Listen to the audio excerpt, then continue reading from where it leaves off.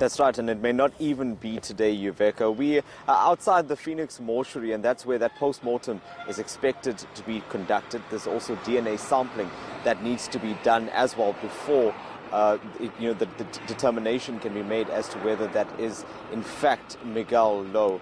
Now that's largely due to the state of decomposition of that body that was discovered about 2 days ago in Phoenix.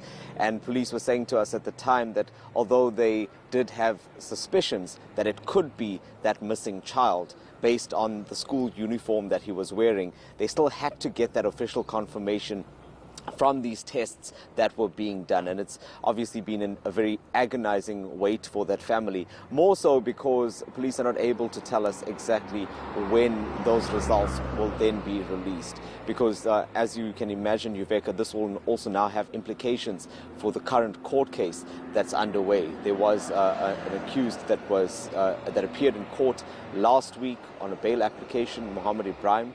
He was charged with kidnapping and theft in relation to the Miguel Louw case, and he was granted bail of 2,500 rand last week. But as far as we understand, he is still in custody. But for now, police are investigating a case of murder in relation to this body that was found. But the wait then for the family continues. Oh, well, yes, and if I remember correctly, Miguel Louw was featured in a story on human trafficking just a couple of weeks ago. He was still missing then.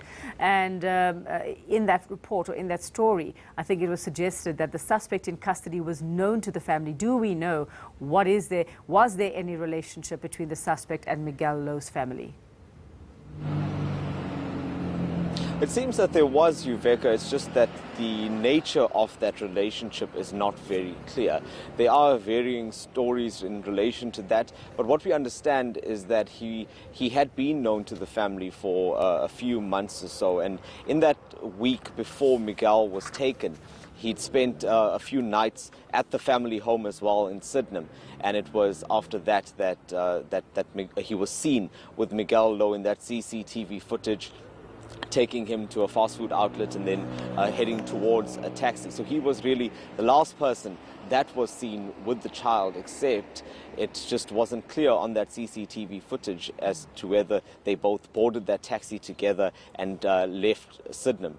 But that did come out in court as well. His lawyer claims that there was some kind of relationship with the mother of the child, but that is something that's being disputed by the family. But his home is actually here in Phoenix, and that is close to where that body was found a couple of days ago, in fact about 100 meters or so from the accused's family home. All right, thanks very much. We'll leave it there for now. Des and Tatia will keep us updated on that story, that post-mortem expected to be carried out on that body. Well,